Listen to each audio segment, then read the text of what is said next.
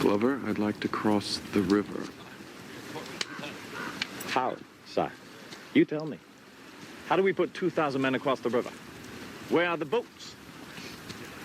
Upriver a few miles is a foundry and smelter. They run the ore down to Philadelphia in boats, big boats. Take your men right up there and get those boats.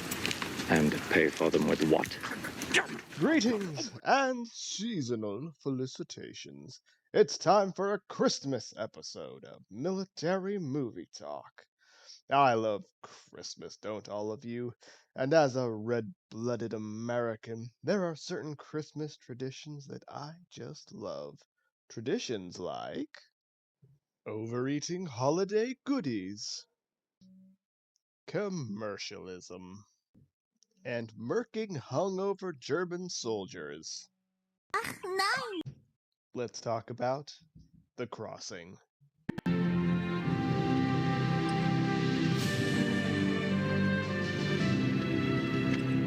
For those of you who are uninitiated, The Crossing is a 2000 made-for-TV movie portraying the December 1776 Battle for Trenton, New Jersey during the American Revolution. Now, if you had the same thoughts that I did when I first saw the film, Jeff Daniels does seem like an odd choice for Washington. He doesn't exactly look like what we often picture George Washington as. But, my fellow war movie fans, if we think back to his previous performances, it becomes clear that Jeff Daniels is the right choice to portray the first president with his deserved grace and dignity.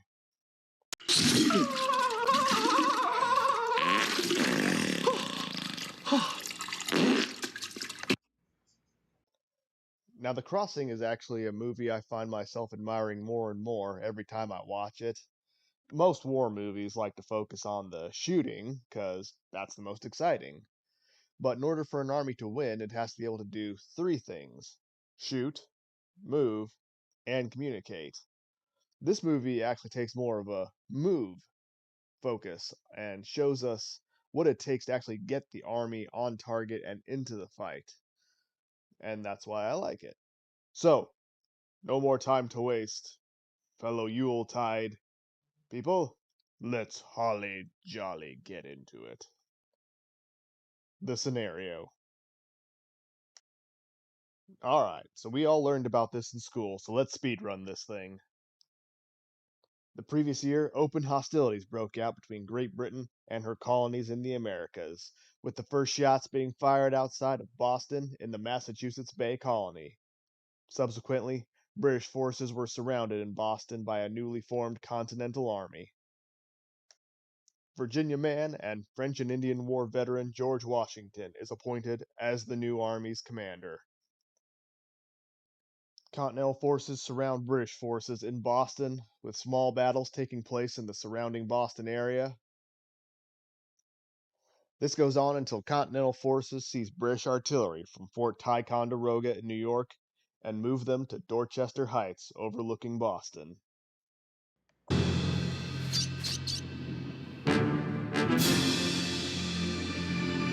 What is it? Those weren't there last night. This forces the British to abandon Boston after finding themselves in a tactically untenable position. Luckily for the British forces, Britannia rules the waves, and they evacuate from Boston to New York.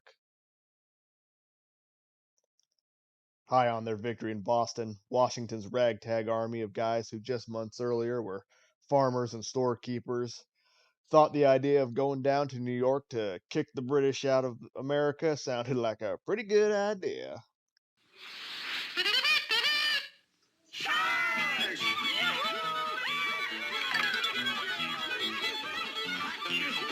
We are going to have us a rip snorting fight.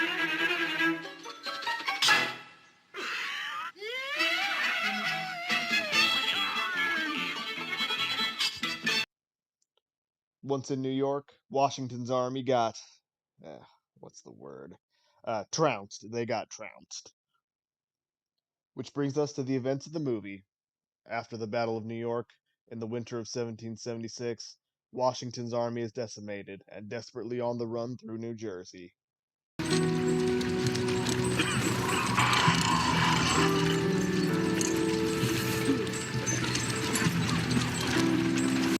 Things get so desperate during the rout that even artillery pieces are forced to be abandoned along the way.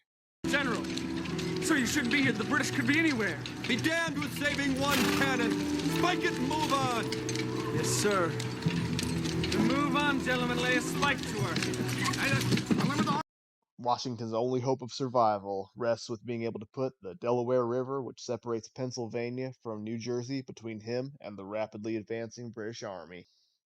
Washington sends Colonel John Glover to acquire the only boats in the area for their evacuation by any means necessary.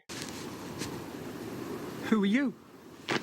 By necessity and authorization of the Army of the Continentals, we have commandeered your fleet of boats for the temporary use of the American revolutionary effort. What?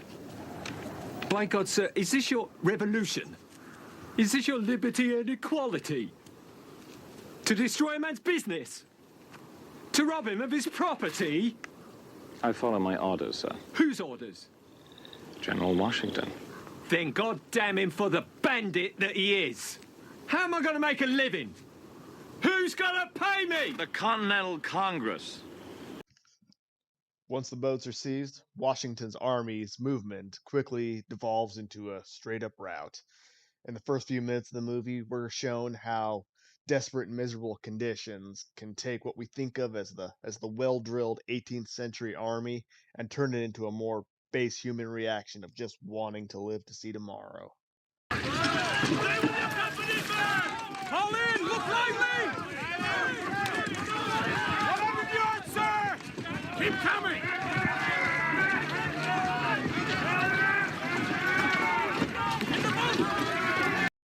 And the evacuation begins not a moment too soon, as Washington's rear guard takes contact from the advancing British troops.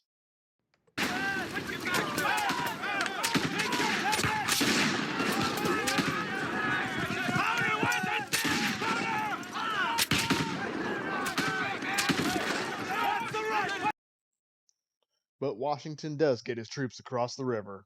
From there, Washington knows that even to stand a chance of surviving, he must score a quick victory against the enemy and gain critically needed supplies. Washington picks as his target Trenton, New Jersey, which is occupied by a force of Hessian soldiers fighting for the British crown. We'll look at his mission parameters shortly in METTC. Before that, let's meet the commanders. In overall command of U.S. military forces is Mr. Face on the Dollar Bill himself, General George Washington.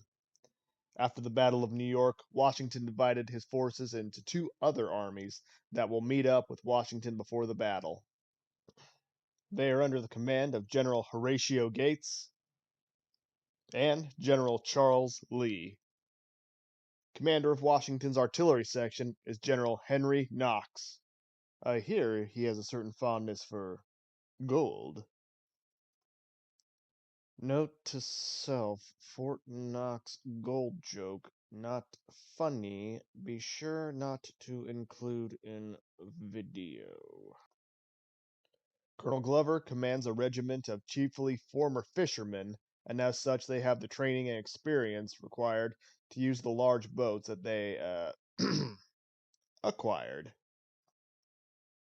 General Washington's staff officer is this kid. How did King Trout describe him? Famous Hispanic playwright, Alexander Hamilton. In command of the Hessian forces is Colonel Johann Roll. That's a good German name. A good German name should sound angry. I am Roll. Roll! Anyway, time for METTC. The mission. Washington must take his army and cross the Delaware in order to defeat the enemy forces there and score a much-needed victory, and then ensure that he's not destroyed by a British counterattack. A relative brief description of the mission, I know, but we'll get more into the weeds of that with the rest of the analysis. The enemy. Currently garrisoned at Trenton is a force of 1,200 Hessian soldiers with infantry and artillery. They are there waiting for the Delaware River to freeze over so that they can cross, as they are without other means of getting to the Pennsylvania shoreline. They're so called Hessians because of the region of modern day Germany that they come from. In most history books, they are referred to as mercenaries, but that's somewhat of an oversimplification. These are regular and professional army units that have been given by their leaders to fight for the British Crown. These men are fierce fighters and are well drilled in the disciplines of close order battle, typical of the European style at the time.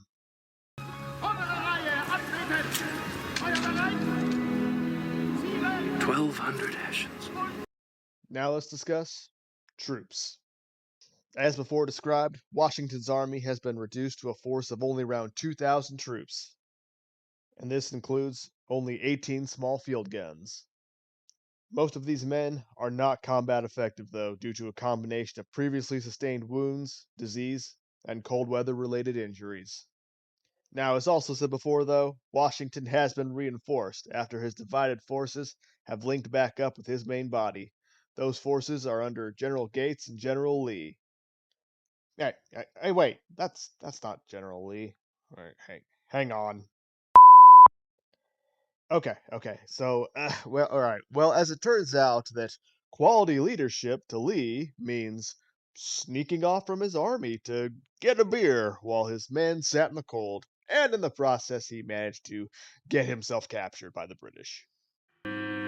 Criminally. Now I know why your mama called you nutsy. So now, General Sullivan is in command of that force. Washington's army, in addition to being critically low on supplies, is also not well armed. Units are simply armed with a hodgepodge of arms, including French Charleville muskets, acquired British military Brown Bess muskets, and their own personal hunting rifles that they just brought from home. And those are the lucky ones, while some other units in Washington's force. How are they armed? Pikes, sir. Fishing pikes. Some of Washington's units have men that are made up primarily of German descent.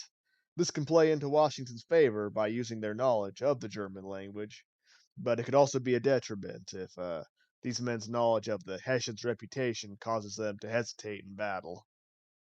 And of course, they still have the boats, which gives Washington's force the ability to maneuver across the terrain in ways that the enemy is not able to. And so, speaking of which, let's talk about the terrain. The New Jersey countryside is heavily wooded with dirt roads connecting the surrounding cities and villages. These roads will give limited options for approaching the objective. But the real problem is the weather. It's late December, and like seemingly every other winter in wartime, it's especially cold and wet. If you've ever so much as had to go outside and start your car in the cold, you at least have a basic understanding that doing anything in sub-freezing temperatures takes an already unpleasant task and makes it about 3.7 times harder. Also, keep in mind that approximately 90% of statistics are made up. The almost constant state of snow and rain will compound the issue by making the troops wet, which obviously is going to drain their body heat even faster. And the snow and rain will expose the men's muskets to moisture, which almost certainly is going to cause inconsistent powder ignitions, which means that all of their guns brought are not going to be in the fight. It's unclear how many of them will even be able to fire. Because of this, some soldiers have taken unorthodox methods in order to keep their guns in that fight. Making a hell of a mess there. What's all that for? Thinking the wax will keep the weather out. Don't feel like facing some red coat with soggy powder. And all that to say that we haven't even addressed the most prominent terrain feature that they will be encountering, the Delaware River itself. Washington's army will have to do a water crossing approximately 300 yards wide, with boat crews making multiple trips along the way to get all the required men and material across. And the river is going to be a strong influence on time. Time is a factor in a somewhat less than average way. See, the enlistments of many of the men will expire in only a few days, and without a morale victory, as well as a tactical victory to gain supplies, The army is likely to pack up and go home if a glimpse to an American victory over Britain cannot be shown to them. U.S. forces will attack on December the 25th into the morning of December the 26th, with the intention of hopefully catching the enemy off guard and hungover after a night of Yuletide partying. Washington's plan is to make the crossing after the cover of darkness in order to avoid detection. Since it's winter, that'll mean the crossing cannot begin until at least after 5 p.m. From there, the infantry and artillery will be ferried across the river. Artillery will have to be broken down into multiple components, like the gun carriages and the ammo boxes that contain both the shot and powder charges. This combination of cold and dark may make the operation move more slowly. While en route, soldiers will use light and noise discipline in order for the attacking force not to be discovered prematurely. According to the mission parameters, the crossing and movement to target should take no longer than 12 hours to ensure that the attack begins under the cover of darkness. There is, however, one other way that Washington's force may be discovered while en route to the objective. Let's talk about civilian considerations. Now, we've already begun to address some of the issues about this in the scenario layout. This army wins and fails based on its interactions with the civilian population. As we've already seen, civilian interactions for supplies have had mixed results. The Army has been forced to seize supplies with little more than IOUs from a Congress that barely exists and does not currently have the funds to pay. Loyalty to the American and British causes is already split by the local populace. There are houses on the roads that lead to Trenton, and if any of those people warn the enemy, the battle may be over before it even begins. In Trenton, the current capital of New Jersey is little more than a collection of houses at this time. But there is a civilian population there to consider. Soldiers will have to be briefed on how to interact with this population, especially considering that they're going to be cold and hungry, and looting will most likely break out should victory be achieved. Now that we've examined all that, let's see how it plays out in the movie. Washington makes his plan and briefs his officers. Immediately, the appearance of the mission's daunting nature is clear, with officers like General Gates claiming that the operation is a foredoomed fool's errand. His abject refusal to participate in the mission gets him removed from the op. Not to worry though, Gatesy. I'm sure when you get reassigned to the Southern campaign, things will go much better for you there. Where's your General Gates now? The last anyone saw, riding hard northeast. His staff 100 yards behind, trying to catch up. Oh. A baby back. But, despite being a total Debbie Downer, Gates' hesitation to go on the mission does have its points. As the mission draws closer, Washington seeks the counsel of a local that for many years has lived next to the Delaware. But the Delaware is a strange and curious river. The frost comes and it pours forth into the northern valleys. She'll probably be cakes of ice in a day or two, and it'll get worse for every day after. Washington in this moment demonstrates the time-honored piece of advice. Always listen to the guy on the ground. Washington understands that even though you don't have to take his advice, the counsel of his experience is invaluable. Understanding as much as he can about the mission he's about to embark on, Washington begins the mission. Almost immediately, the crossing doesn't go as planned. His officers start getting into fights about the order in which the men and materiel should cross. Should all the infantry units be ferried across first, or should the artillery go across? Which will make the trip longer, but then again, the cannon will be on the other shore and ready to go should the first units take early contact from the enemy. This is an excellent little moment in the movie demonstrating the little complexities of an operation that most films would just skip over for fear of slowing the pace. However, this does inadvertently cast Washington into a somewhat poor light, as these details should have been hammered out well before the crossing ever began. But, despite all that, the mission continues. One more man here.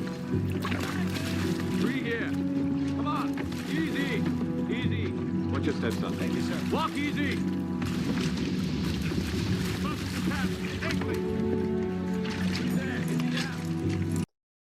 The crossing in the cold weather and under the cover of darkness proves to be an arduous task and takes hours longer than anticipated. So much so that it becomes clear that the battle will not happen in daylight, which is exactly what General Washington was hoping to avoid. This gives us another point to talk about, that of the troop leading procedure, mission executing thing. Make sure that you set up good go, no go procedures before stepping off. Ultimately, Washington makes the call that attacking in the daylight is worth the risk. But if that decision had not been made beforehand, it takes precious time making that decision, and in the eye of the storm, it's much easier to make a bad call. As Washington and his men cross, the inevitable commotion of the men attracts the attention of the locals. This is yet another issue that must be addressed. Why are you holding it there? Listen to me. Listen to me. In a few hours, we will march south to attack Trenton. If word of this gets out, hundreds of my men will die. You will be detained for 3 hours after we march, then you will be set free. I'm sorry that you are suffering, but we are all suffering.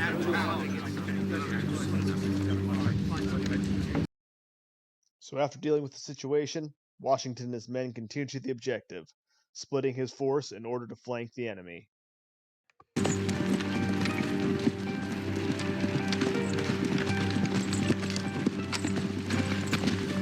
Come on, lads. 2 more miles and we're there.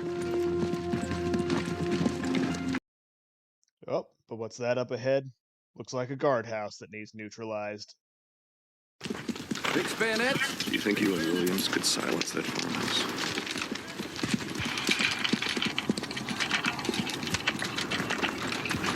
Yes, sir. Then do so. Williams, with me. Hamilton and his buddy bust in with their swords and take out the guards in the house. Well, luckily, everything works out. Once the guardhouse is down, Washington's units make their final approach. Washington's men line up and wait, hey, hero! How about you close the prison on your gun there? I know you ain't got no gunpowder in your pants, so I guess you just want to play this battle on hard mode, huh?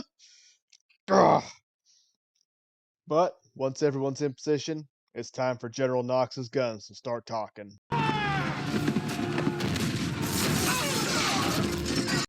Continental troops pour forward and move into the town, where the fighting quickly devolves into hand-to-hand combat.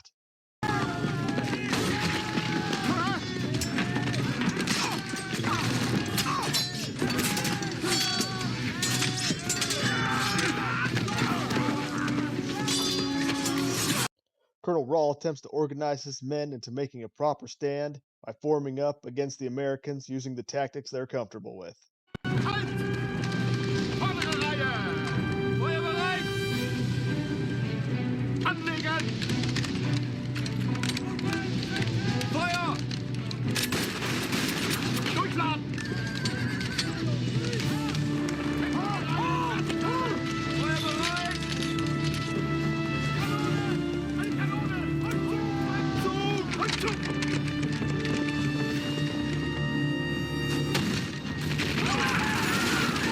Overwhelming American firepower, though, breaks the German attempt to form up, and Colonel Rawl is soon rewarded with a musket ball to the chest for his troubles. Washington's army uses, and yes, I know I use this phrase too much, speed, surprise, and violence of action to quickly win the day and force the enemy to surrender. With almost all the enemy either killed or captured, and 0 casualties on the side of the Continentals, I know, we're just going off what the movie tells us. Washington achieves total victory over the enemy, scoring a much-needed moral and tactical win. But the job isn't quite done yet. Washington's army is now firmly in Redcoat country, and he still has to make a hasty withdrawal back across the river before the victory is complete.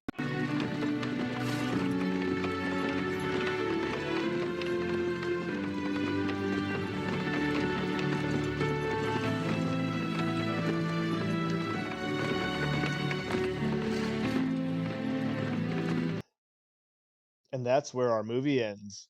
So, armchair commanders, would you have made the same decisions as Washington? Would you have picked a different target to attack? Or would you have chosen a different time or place to cross the river? Would you have not attacked at all and fallen back to Philadelphia and hardpoint there and let the British come to you? Let me know in the comments and go get into an argument with your friends about the correct strategy that you would have taken.